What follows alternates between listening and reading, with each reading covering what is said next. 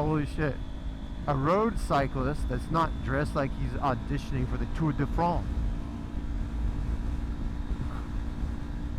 I don't know why they, I don't know why most cyclists feel the need to put on the uniform. Oh, he's turning.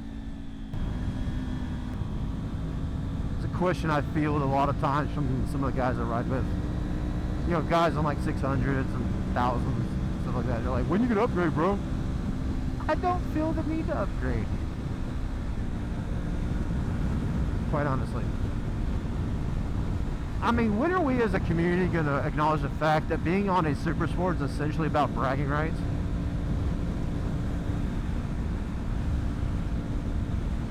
It's essentially about whipping your pecker out and being like, look what I got, boy.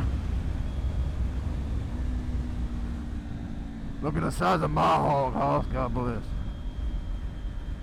You don't actually need a super sport to ride on you don't even need it for the highway, really. I mean, if your motorcycle is capable of doing 80, 90 miles an hour, you're good. Hell, I could daily ride with a 250. It wouldn't be as fun, but, you know.